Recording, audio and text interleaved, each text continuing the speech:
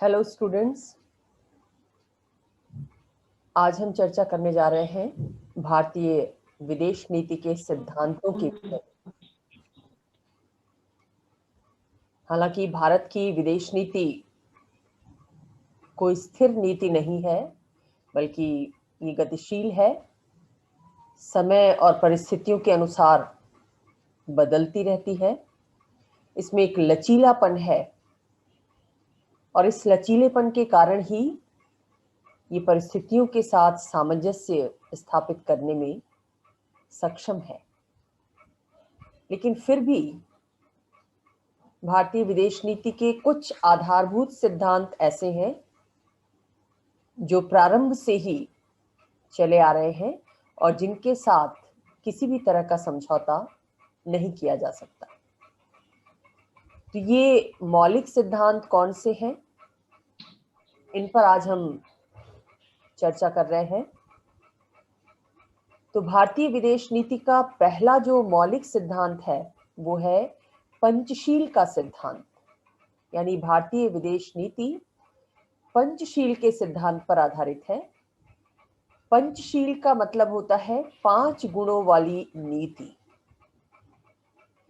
इस नीति का पहली बार प्रयोग भारत ने चीन के साथ तिब्बत के मामले में किया था। एक समझौता चीन के साथ भारत का हुआ था 29 अप्रैल 1954 को, जिस समझौते के माध्यम से भारत और चीन ने पारस्परिक संबंधों में 5 सिद्धांतों या गुणों के पालन पर जोर दिया था। तो ये जो पंचशील समझौता था ये भारत और चीन के मध्य हुआ था 1954 में। लेकिन बाद में ये पंचशील सिद्धांत समूची भारतीय विदेश नीति का दुनिया के विभिन्न राष्ट्रों के साथ संबंध संचालित करने का आधारभूत सिद्धांत बना। तो इस पंचशील में कौन से 5 गुण, कौन से 5 सिद्धांत शामिल हैं, इसको हम देखेंगे। पंचशील का पहला सिद्धांत है पारस्परिक संप्रभुता और प्रादेशिक अखंडता का सम्मान।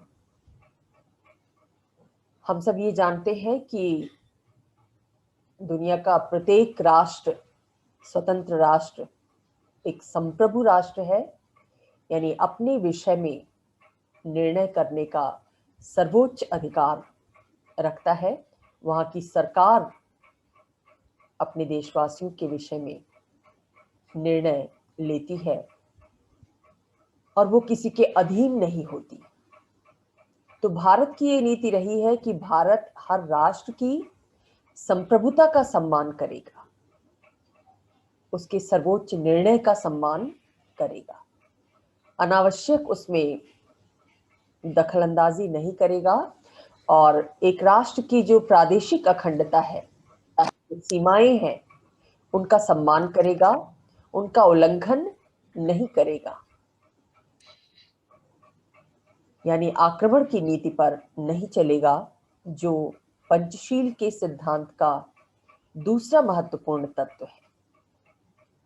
पारस्परिक संप्रभुता का सम्मान कब होगा, प्रादेशिक अखंडता का सम्मान कब होगा? जब राष्ट्र दूसरे राष्ट्र के साथ अनाक्रमण की नीति पर चलेगा, यानी दूसरे देश पर आक्रमण नहीं करेगा।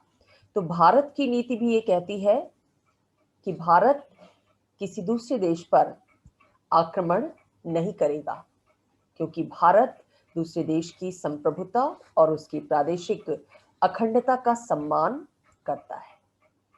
पंचशील का तीसरा सिद्धांत है अहस्तक्षेप। आक्रमण तो नहीं ही करेगा दूसरे देश में, अन्य किसी तरह से हस्तक्षेप भी नहीं करेगा। जैसा हस्तक्षेप अक्सर किया जाता रहा है महाशक्तियों के द्वारा दुनिया के विभिन्न राष्ट्रों में, या इनडायरेक्टली पाकिस्तान जैसे पड़ोसी देश के द्वारा भी कश्मीर के माध्यम से भारतीय मामलों में, भारतीय सीमाओं में, भारतीय संप्रभुता में हस्तक्षेप किया जाता रहा है।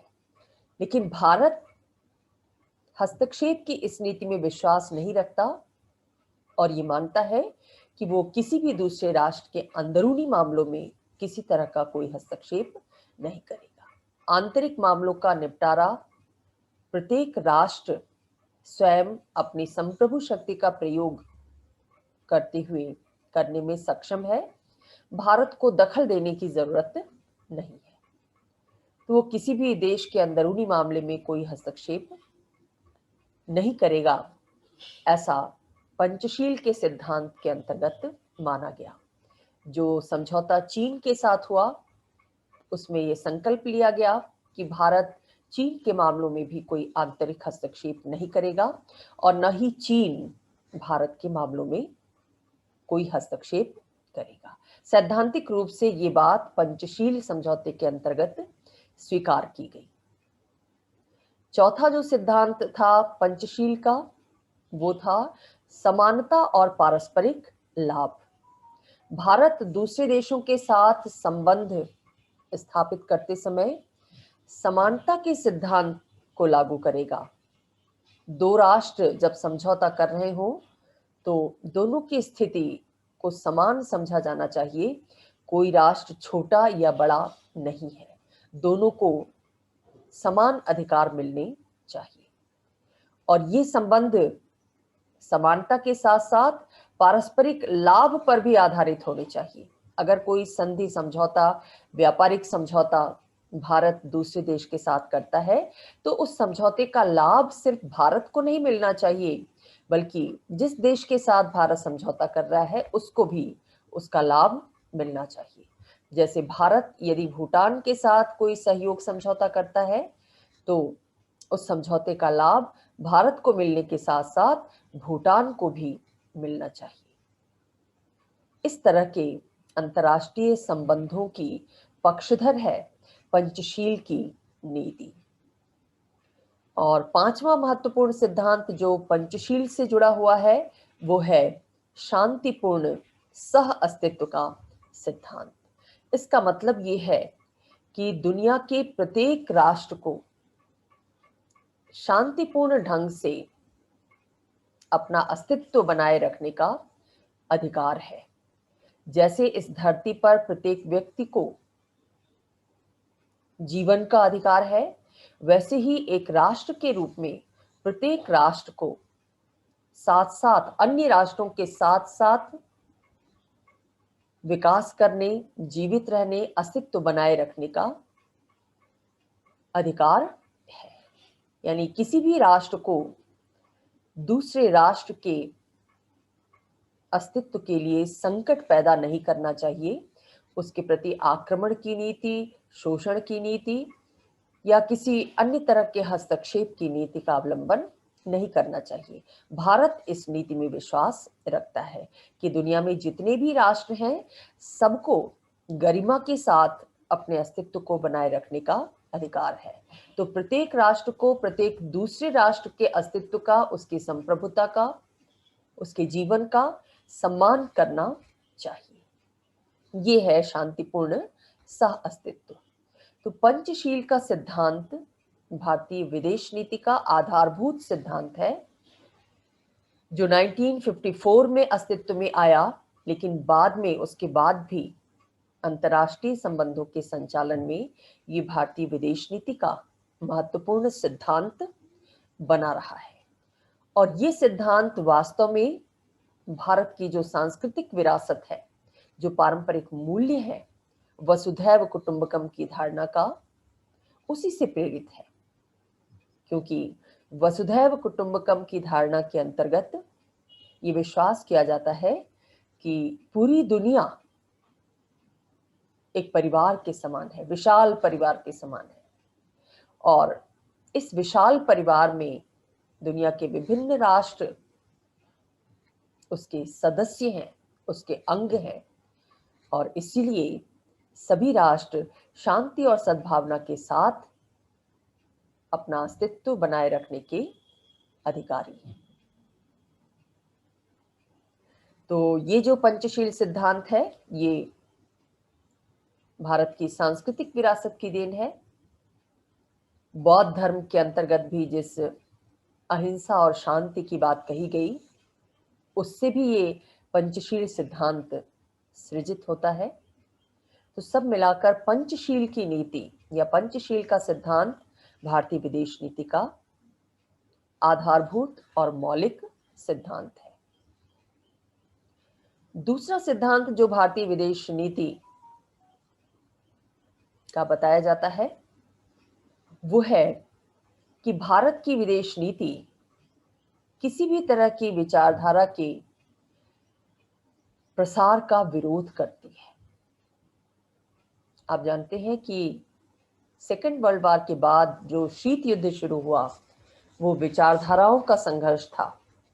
पूंजीवाद और समाजवादी विचारधारा का संघर्ष था। दोनों ही विचारधाराओं के समर्थक ये चाहते थे कि दुनिया में उनकी विचारधारा का प्रचार प्रसार हो, अधिकांश राष्ट्र उनकी विचारधारा के समर्थक बने।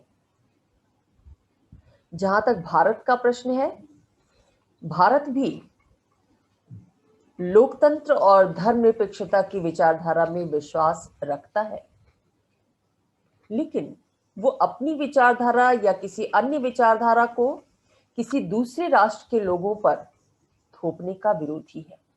वो अपने पड़ोसियों पर इस बात के लिए दबाव नहीं डालता कि चूंकि हम लोकतांत्रिक राष्ट्र हैं इसलिए आप भी अपने यहाँ लोकतंत्र की स्थापना कीजिए, हम धर्मनिरपेक्ष विचारधारा में विश्वास रखते हैं तो आप भी धर्मनिरपेक्षता की नीति पर चलिए। भारत इस तरह की जबरदस्ती विचारधारा को थोपने की नीति का विरोधी है।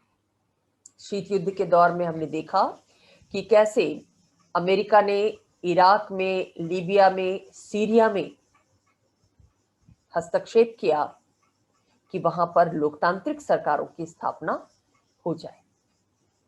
तो दूसरी तरफ जो सोवियत संघ था उसने भी जॉर्जिया और यूक्रेन जैसे देशों में इस लिहाज से हस्तक्षेप किया कि वो वहां भी समाजवादी विचारधारा को स्थापित करना चाहता था, समाजवादी व्यवस्था को लागू करना चाहता था। इसके विपरीत भारत के विदेश नीति के निर्माता इस बात में सक्षम है कि वो सभी देशों के साथ, सभी सरकारों के साथ संबंध स्थापित कर सकते हैं, उनका संचालन कर सकते हैं, चाहे वो देश किसी भी विचारधारा को मानने वाला क्यों ना हो। वो जनतांत्रिक विचारधारा वाला देश हो,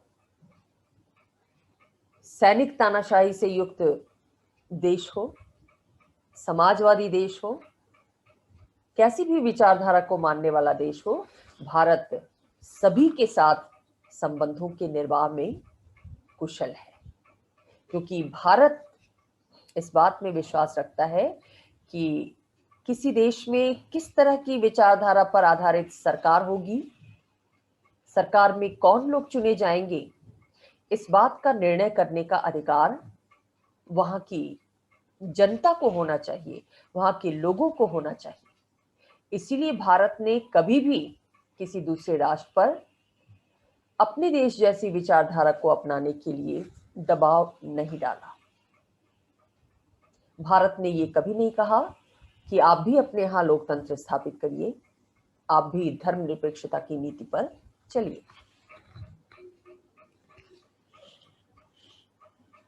हालांकि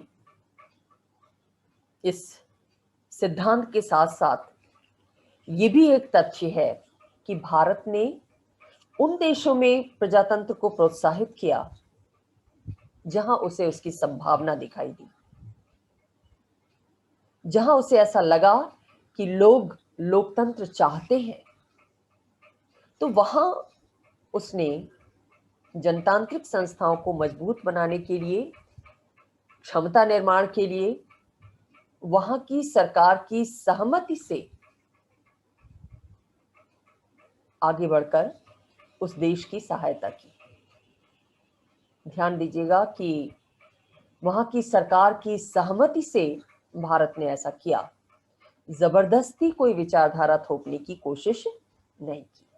और अफगानिस्तान इसका सबसे अच्छा उदाहरण कहा जा सकता है।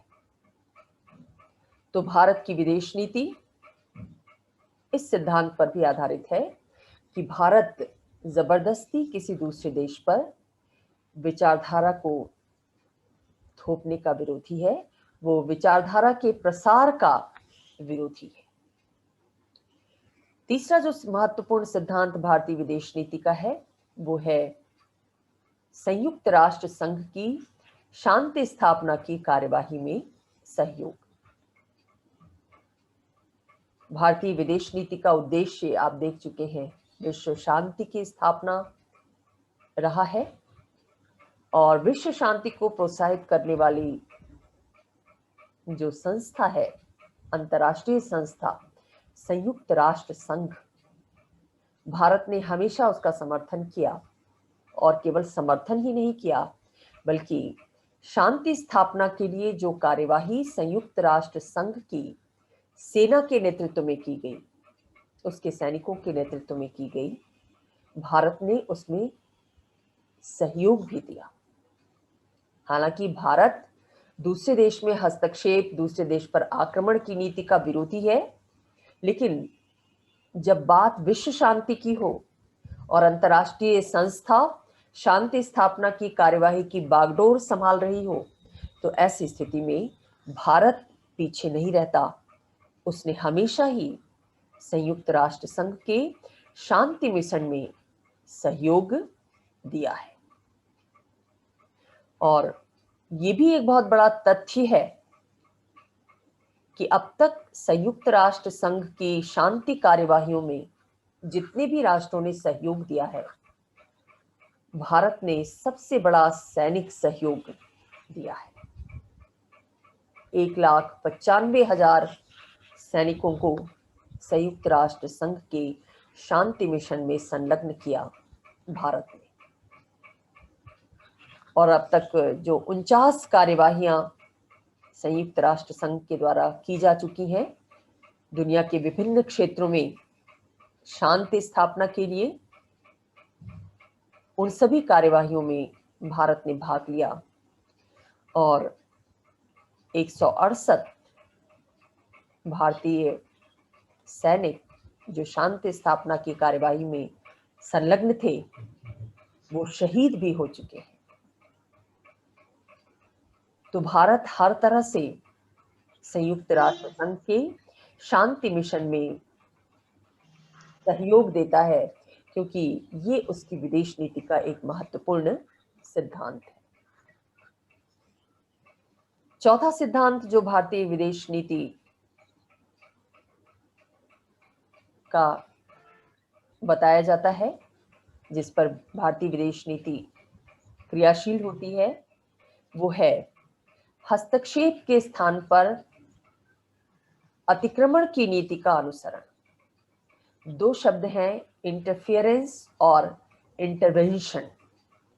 तो पंचशील का जो सिद्धांत भारत ने अपनाया वो इंटरफियरेंस का तो विरोध करता है।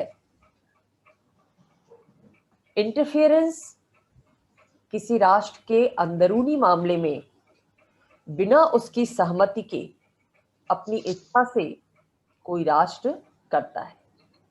तो भारत जबरदस्ती किसी देश के अंदरूनी मामले में हस्तक्षेप करने की नीति का विरोधी है, वो इस नीति में विश्वास नहीं रखता,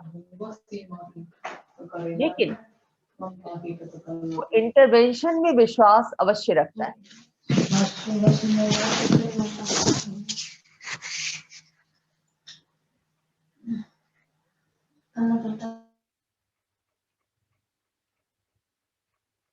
इंटरवेंशन की नीति में विश्वास रखता है भारत, और जब कभी भी उसे लगता है कि पड़ोस में अशांति हो रही है या वहां की सरकार किसी आंतरिक संघर्ष में उलझी हुई है, तो वहां पर उस सरकार की प्रार्थना पर भारत अतिक्रमण करता है, हस्तक्षेप करता है।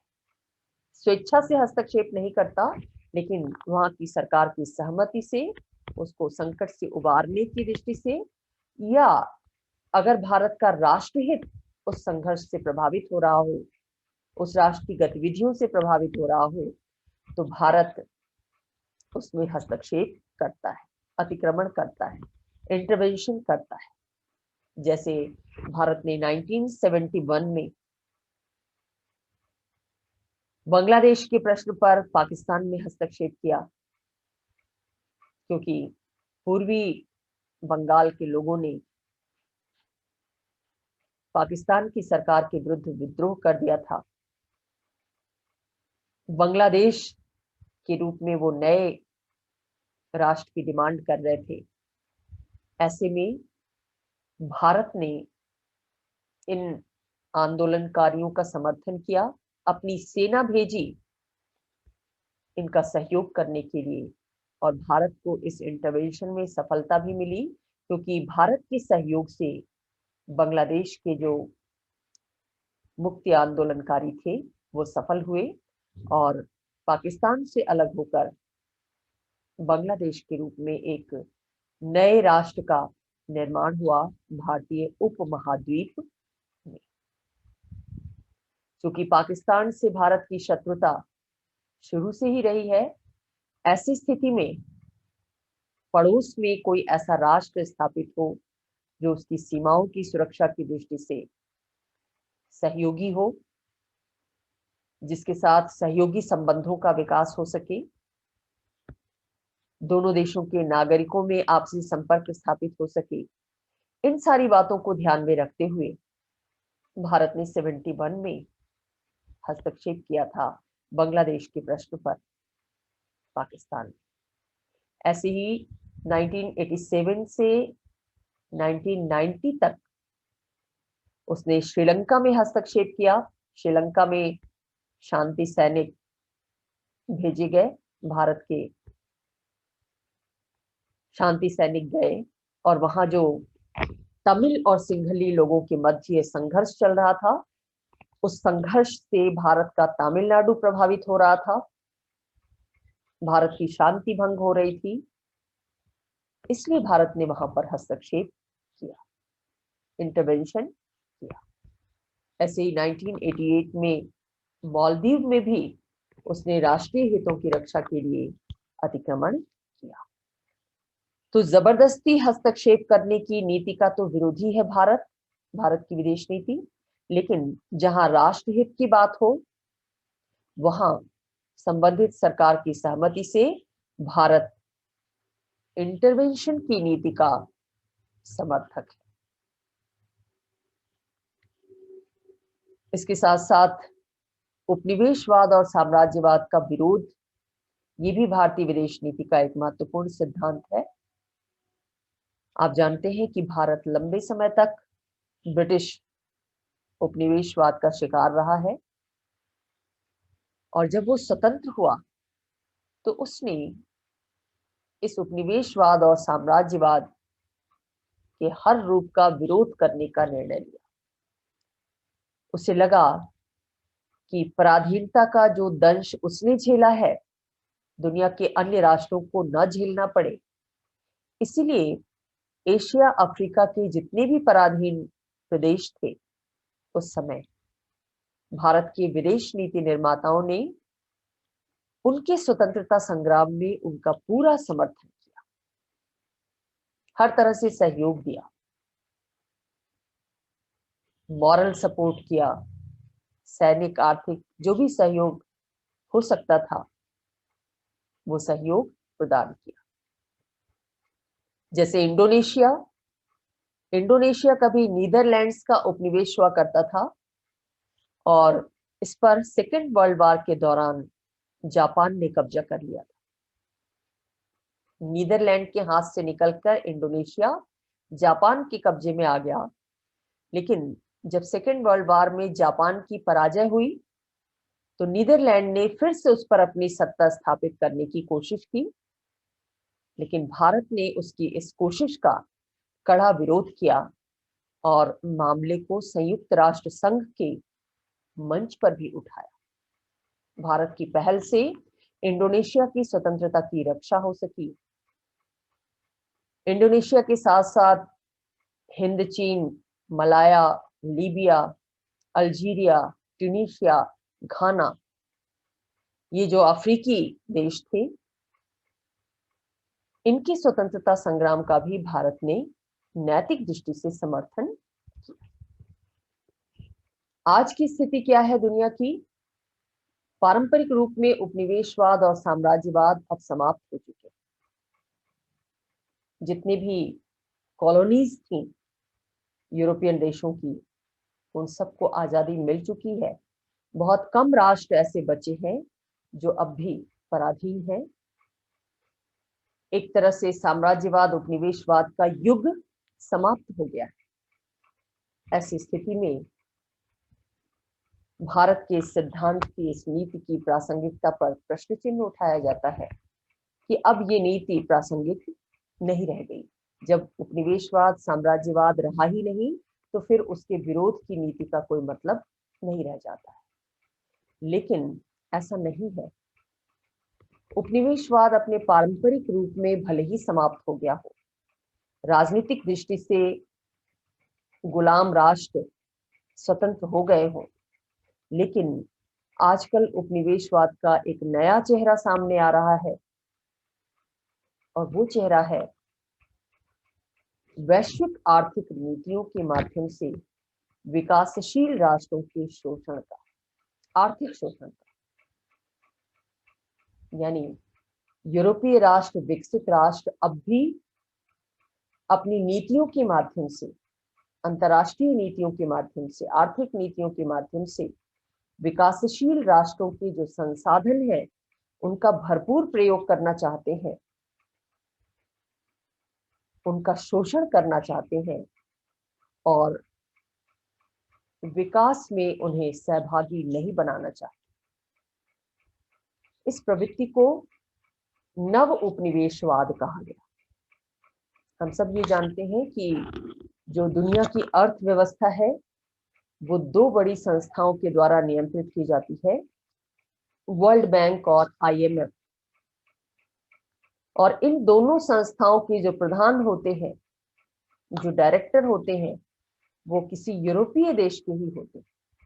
लिहाजा उनके द्वारा ऐसी आर्थिक नीतियां तय की जाती हैं जिनका पर्पस, जिनका उद्देश्य विकसित राष्ट्रों को और ज्यादा विकसित बनाना है और विकासशील राष्ट्रों के संसाधनों का ज्यादा से ज्यादा दोहन करना है। भारत उपनिवेशवाद के इस रूप का भी विरोधी है और वो ये मानता है कि आर्थिक गुलामी से मुक्ति भी उतनी ही आवश्यक है जितनी राजनीतिक दासता से मुक्ति आवश्यक है। और यही वजह है कि उसके द्वारा नई अंतर्राष्ट्रीय आर्थिक व्यवस्था की स्थापना की मांग भी की जाती है। इस मांग का समर्थक रहा है भारत की वैश्विक अर्थव्यवस्था समानता और पारस्परिक लाभ के सिद्धांत पर आधारित होनी चाहिए। विकसित राष्ट्रों को पूंजीगत सहायता और तकनीकी सहायता विकासशील राष्ट्रों को प्रदान करनी चाहिए ताकि उनका भी विकास उसी गति से हो सके जिस गति से विकसित राष्ट्रों का विकास हुआ है। आक्रामकता के स्थान पर रचनात्मकता में संलग्नता, ये भी भारतीय विदेश नीति का एक महत्वपूर्ण सिद्धांत है।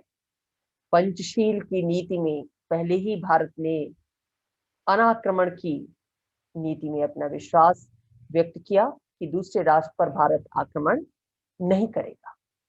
आक्रमण की बजाय वो रचनात्मक रूप से दूसरे देशों के साथ संबंध स्थापित करने का इच्छुक है। अंतर्राष्ट्रीय राजनीति में रचनात्मक दृष्टि से सक्रिय होने का पक्षधर है भारत। क्यों? क्योंकि वो ये मानता है कि आक्रामकता की नीति, आक्रमण की नीति, युद्ध की नीति मामलों को उलझाती है, सुलझाती नहीं है। शांति के लिए मिल बैठकर बातचीत करना जरूरी होता है। और जैसा कि हम हर युद्ध के अंत में देखते हैं कि युद्धरत पक्ष अंततः शांति वार्ता के लिए राजी होते हैं, लेकिन कब राजी होते हैं? तब जब तक बहुत ज्यादा नुकसान हो चुका होता है। तो भारत ये कहता है कि आक्रमण की नीति अपनाई ही क्यों जाए, पहले ही क्यों नहीं जो भी विवाद हैं राष्ट्रों के मध्य, उन्हें शांति वार्ता के माध्यम से हल किया जाए। भारत पाकिस्तान संबंधों को देखते हुए ये जो नीति है वो कारगर साबित हो सकती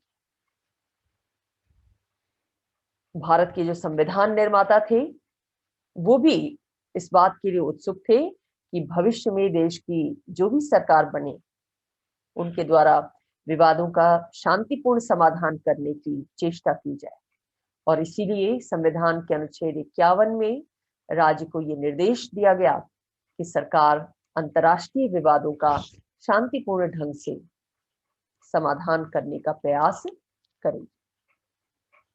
पंडित नेहरू भी इस बात से वाकिफ थे और कहते थे कि दुनिया आज जिस स्थिति में पहुंची है उसमें चाहे एक पक्ष दूसरे से काफी कमजोर ही क्यों ना हो,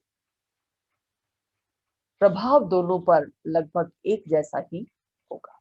अगर युद्ध होता है तो उसका प्रभाव दोनों ही पक्षों पर पड़ेगा, चाहे कोई पक्ष शक्तिशाली हो या कमजोर हो, क्योंकि आज विनाश के ऐसे भयानक अस्त्र निर्मित हुए हैं, परमाणु अस्त्र, जैविक अस्त्र, जो सभी देशों को संकट की स्थिति में डाल सकते हैं और जिसका एक छोटा सा उदाहरण दुनिया ने सेकेंड वर्ल्ड वॉर के दौरान हिरोशिमा और नागासाकी में देखा है।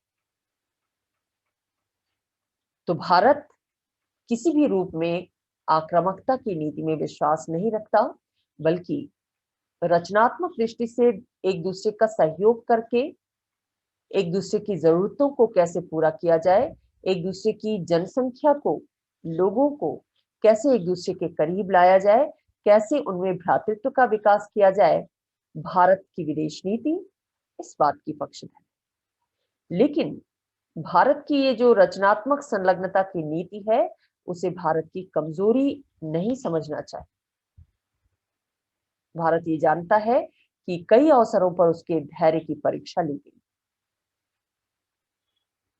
फरवरी 2019 में हमने देखा कि बालाकोट के आतंकवादी कैंप पर हवाई हमला करके भारत ने पुलवामा आतंकी हमले का सशस्त्र विरोध कर दुनिया को ये संदेश दिया कि भारत की शांति प्रियता किसी भी रूप में उसकी सैनिक कमजोरी नहीं है।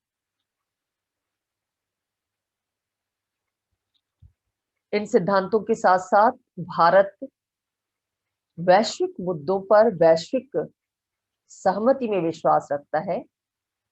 जितने भी अंतर्राष्ट्रीय मुद्दे हैं जिनका संबंध दुनिया के हर राष्ट्र से है, भारत ये चाहता है कि उन मुद्दों, उन समस्याओं का समाधान पारस्परिक सहमति से किया जाए, एक तरफा समाधान पेश न किया जाए, बल्कि सभी राष्ट्र मिल बैठकर उन मुद्दों पर विचार विमर्श करें और विचार विमर्श के माध्यम से जो भी समाधान सामने आए उनको लागू करने की कोशिश की जाए। महत्वपूर्ण वैश्विक मुद्दे कौन से हैं आजकल? वैश्विक व्यापार, जलवायु परिवर्तन, आतंकवाद, बौद्धिक संपदा का अधिकार और वैश्विक सरकार। वैश्विक सरकार, वैश्विक व्यवस्था कैसी हो? संयुक्त राष्ट्र संघ का पुनर्गठन किस रूप में किया जाए? कोई देश अगर किसी क्षेत्र में कोई आविष्कार करता है तो उसका बौद्धिक संपदा का अधिकार स्वीकार किया जाए। कैसे स्वीकार किया जाए? बौद्धिक संपदा के अधिकार को लेकर राष्ट्रों के मध्य जो संघर्ष है, जो विवाद है, उसका समाधान कैसे किया जाए? जो जलवायु परिवर्तन हो रहा है, पर्यावरणीय समस्या उदित हो रही है प्रदूषण के कारण, वनों की कटाई के कारण, तकनीकी विकास के कारण, उपभोक्तावाद के कारण, उस समस्या का समाधान कैसे किया जाए और वैश्विक व्यापार कैसे समानता और पारस्परिक लाभ पर आधारित नीतियों के अनुसार किया जाए।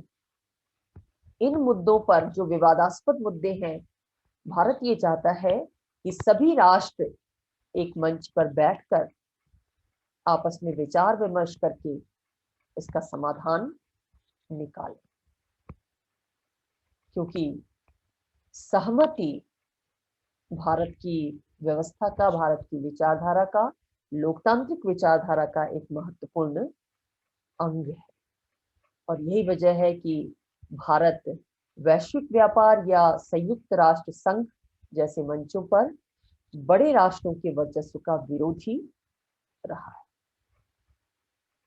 और ये चाहता है कि सतत विकास के लिए, सभी राष्ट्रों के विकास के लिए, समावेशी विकास के लिए, पर्यावरण संरक्षण के साथ साथ विकास के लिए न्यायपूर्ण आर्थिक और तकनीकी हस्तांतरण किया जाए। विकसित देशों के द्वारा विकासशील देशों को पूंजीगत सहायता प्रदान की जाए, तकनीकी का हस्तांतरण किया जाए, ताकि इन समस्याओं से मिलजुल कर निपटा जा सके। लास्टली, भारतीय विदेश नीति का एक हालिया सिद्धांत जो हाल में विकसित हुआ, उसको हम गुजराल सिद्धांत कहते हैं। देवगौड़ा सरकार में विदेश मंत्री रहे श्री इंद्र कुमार गुजराल ने इस सिद्धांत का आरंभ किया था, इसलिए इसे गुजराल सिद्धांत कहते हैं। 1996 में ये डॉक्ट्रिन सामने आया, और इसका सार ये है कि भारत चूंकि दक्षिण एशिया में सबसे बड़ा देश है, इसलिए ये भारत का दायित्व बनता है कि वो अपने पड़ोसी देशों को अपनी इच्छा से कुछ रियायतें दे, कुछ सुविधाएं दे, और इन देशों की जनता के साथ भारत के लोगों का संबंध स्थापित किया जाए। मसलन भारत और पाकिस्तान की जनता में सीधे संबंध स्थापित होने से एक ऐसा वातावरण बनेगा जिससे आपसी मतभेदों को आसानी से सुलझाया जा सके। और इसी सिद्धांत पर अमल करते हुए 1996 के अंत में भारत ने बांग्लादेश के साथ गंगा जल के बंटवारे के सवाल पर महत्वपूर्ण समझौता किया। उस समझौते के अनुसार उसने बांग्लादेश को उसके हिस्से से ज्यादा पानी देने का प्रस्ताव रखा, ज्यादा पानी मुहैया कराने का संकल्प लिया, खासतौर से उन दिनों में जब बांग्लादेश में पानी की कमी हो जाती। तो ये गुजराल सिद्धांत का क्रियान्वयन था। भारत अपनी उदारता दिखाते हुए पड़ोसियों को कुछ रियायतें दे रहा है, समझौते की शर्तों से परे जाकर रियायतें दे रहा है, क्योंकि ऐसा माना जा रहा है कि इस तरह की रियायतें देने से भारत का एक उदारवादी चेहरा पड़ोसी राज्यों के सामने आएगा, वहां की जनता के सामने आएगा, और विभिन्न राष्ट्रों के साथ जो विवाद उत्पन्न हो रहे हैं, या विभिन्न पड़ोसी देश जो भारत को बिग ब्रदर के रूप में, बड़े भाई के रूप में शंका की दृष्टि से देख रहे हैं, उस शंका का समाधान हो सकेगा। भारत उन्हें यह एहसास दिलाने में सक्षम होगा, सफल होगा कि उनकी किसी भी समस्या, किसी भी संकट के समय भारत उनके साथ खड़ा है। तो ये डॉक्ट्रिन पड़ोसी देशों के साथ, दक्षिण एशियाई देशों के साथ भारत के पारस्परिक विश्वास की स्थापना के लिए प्रतिपादित किया गया था। तो इस सिद्धांत पर भारत की विदेश नीति मौजूदा समय में चल रही है। तो ये थे भारतीय विदेश नीति के आधारभूत सिद्धांत।